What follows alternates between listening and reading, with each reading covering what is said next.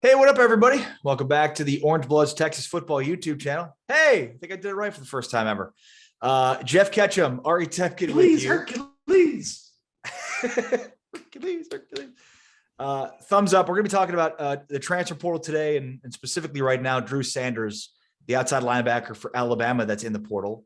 But before we do, make sure to give the video a thumbs up, like the video, and if you're feeling frisky, subscribe to the channel. That way you're always in the know on the latest on Texas football. GK, tell me about Drew Sanders, the Alabama outside linebacker, a former five-star recruit. Yeah, he is a guy. It's funny. A lot of people had a lot of different opinions of Drew Sanders coming out of high school.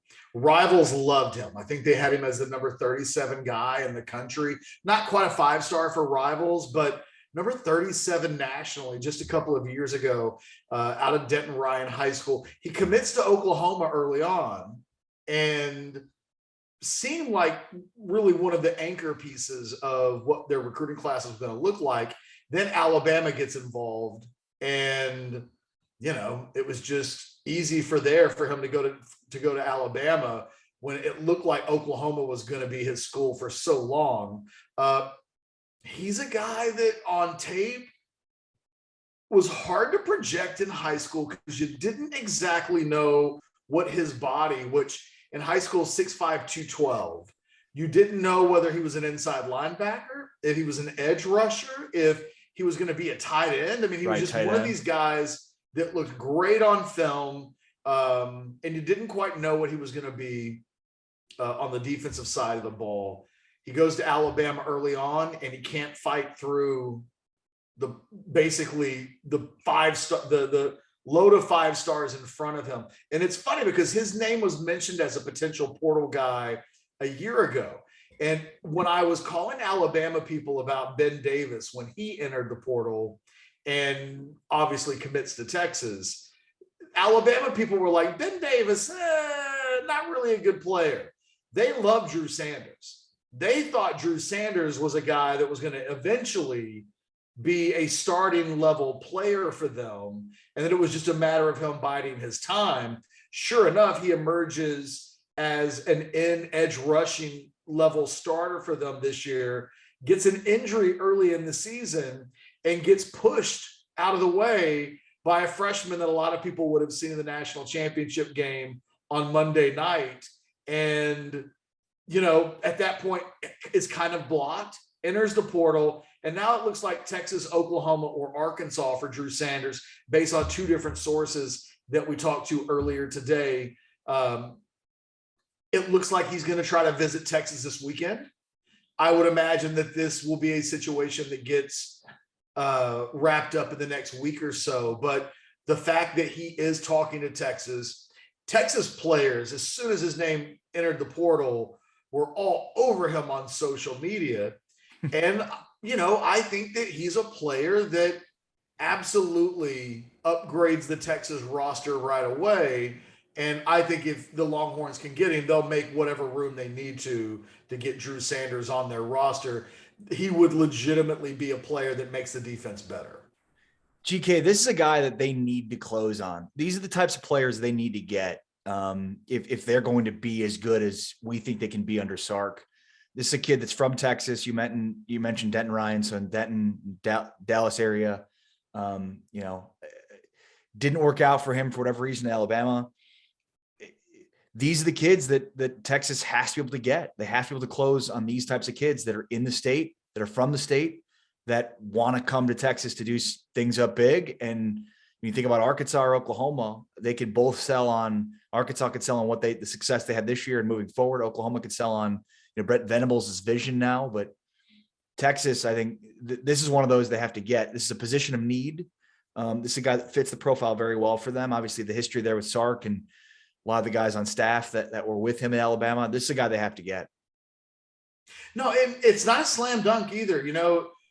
Once upon a time, Arkansas would have seemed like the throwaway team if it was Texas, Oklahoma, and Arkansas. But, SEC kids typically like when they have transferred in the last year or two, and they stay in the SEC more times than not. So, on some level, I don't think you can completely dismiss Arkansas because it's closer to home for him and it keeps him in the SEC. And out of Texas and Oklahoma and Arkansas, they would be the only school that can absolutely guarantee that during his career, he'll be in the SEC. I mean, Texas and Oklahoma haven't exactly put a lot of urgency in it happening in the next year or two. It could happen by 2023, or Oklahoma could say, "No, man, we'll save some more money." 2025, in the grand scheme of things, rushing isn't that big of a deal. In 2050, nobody will look back and say that those extra couple of years were so urgent that they had to spend tens of millions to make it happen. So it's kind of hard to know exactly what's going to happen. Oklahoma was his number 2 when he signed at Alabama. So I think Oklahoma feels really confident that in this new world of this new age of the portal, being the maid of honor in recruiting is kind of a good thing. It puts you in like the pole position when a kid does enter the portal. It's like, yay, we finished second. And Quinn Ewers. Bingo. Sometimes we're going to look back in some recruitments, and I think you can see guys that have profiles. They go out of state. They go to places that already have tons of talent. You can see in advance, like, okay, second's as good as first here. And with Drew Sanders, I think that would be the case. If Oklahoma gets him, Alabama will have sharpened the iron. And then they get a guy that really is good enough to play on a national championship caliber team.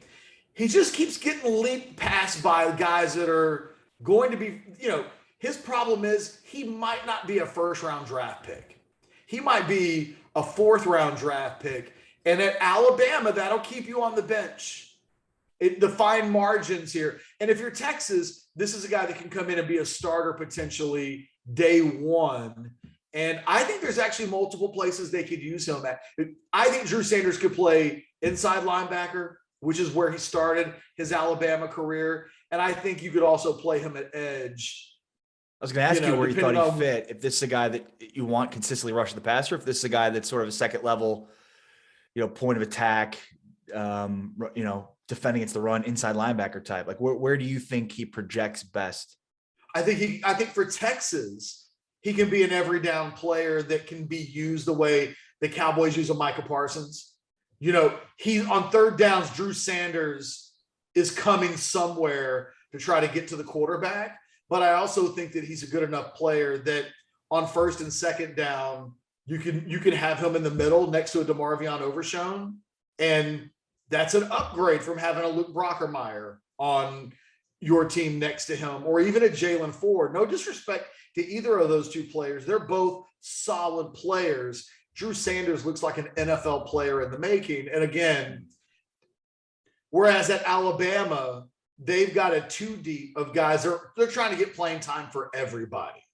So I don't know that the need at Alabama is certainly as extreme as it is at Texas. And it just so happens that Texas has a major need at both inside linebacker and at pass rusher. If you can get a guy that can give you snaps at both, I think that that's a win-win. And I think that, to me, that would be one of the things I'm telling Drew Sanders if I'm Texas. We're not only going to have you on the field, we are not going to pigeonhole you into on passing downs, you're our guy. We think you upgrade Texas at multiple positions, and we're going to use you as such. It might actually be a recruiting pitch that's better than anybody else can make, because quite frankly, Oklahoma and Arkansas aren't as desperate for immediate help at basically all over the field as much as Texas is on the defensive side of the ball. Well, if I'm Pete Kwiatkowski or Gary Patterson, whoever's making this pitch to him at this point, I think the Micah Parsons point you made is that's the pitch I'm making to this guy, because like that type of role, I think is like, that's the kind of pitch you want to make to a guy that you think can fulfill one of your most important roles on defense, which is do everything, play, be around the ball, number one, primarily play against the run and, be a great piece against the run, but also when I need you, I'm going to use you to rush the passer. I think we've talked a lot throughout this offseason already about the numbers and the portal and priorities and hierarchies of positions. I think this is a guy that, like, this is one of those, he fits the hierarchy of positions, whether, as you mentioned, it's inside linebacker, it's pass rusher, it's both. I just think this continues to be a major priority for Texas, considering how bad they've been, not just last year, but even the year before against the run. I mean, that like line number one, if you're Texas, is we cannot be this bad, this consistently against the run. Well, and look, this is a guy, his biggest sin is that he wasn't as good as Dallas Turner. Right. And that he got Wally pipped, essentially. I mean, he looked like a guy that was going to be a starter as an edge guy, as a pass rusher. And he gets hurt after starting the opener. And then you can't do that at Alabama because guys like Dallas Turner, once they get on the field, 80% of their roster are 4- and 5-star guys. If you're hurt or you're not playing, somebody else is 4- or 5-star that's coming out behind them. So Drew Sanders paid his dues, put himself into a position to be the guy with the platform, to be a monster, literally wins the job, but has a guy like, and again, by the end of the season, Dallas Turner was a guy that was being mentioned with Will Anderson as one of the 2 best players on that Alabama defense. Right. So that's why Drew Sanders is in the portal.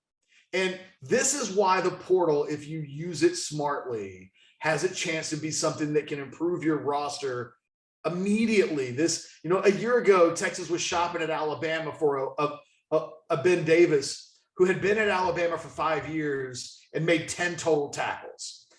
This is a guy that was starting at the beginning of the season on a This is an Alabama player. And he's just not better than Dallas Turner. And I think that at Texas, he might actually be the best player on the defense. And those are the stakes, because boy, if he goes to Arkansas, it's out of sight, out of mind. If he chooses between Texas and Oklahoma, Drew Sanders has a chance to be a tipping point kind of a player in terms of when those 2 teams are rebuilding and reloading this season. The fine margins will be decided by things like who gets a Drew Sanders. It can't be stressed enough how important he is to Texas, and how important it will be that if and when he visits this weekend, like we suspect that he will, that Texas knocks that out of the park and makes him forget that Oklahoma would have been where he would have gone had Alabama not stepped up and flexed on Oklahoma in a way that really Alabama can do, maybe Georgia now can do, Ohio State. There are only a few schools in the country that when they offer can just change a recruitment. We saw it with Clemson and Cade Klubnik last year. Like, all it took, they offered and it just shut down. That's what happened with Drew Sanders. Texas wasn't the bridesmaid there. So what they've got to do now is, in a very short amount of time, try to overcome, which is a little bit of a more established relationship with the Sooners that I think the Sooners are counting on. I think Oklahoma thinks they'll get this kid. We know that Texas can recruit, that this coaching staff can recruit. We've seen it. This is the kind of kid, though, in the portal that can change their team. And it's different than what they did a year ago. So this is a major test, if you will, for this Texas coaching staff. Right. And there is some familiarity, obviously, with the coaching staff, coming from Alabama, and many of these guys, including Sark, obviously from Alabama. So it's not as if they're starting from scratch. And again, it's Texas. It's the state that he's from. These are guys they need to close on. Period. That's it for me. I mean, there's nothing else to say. This is a guy they've got to get.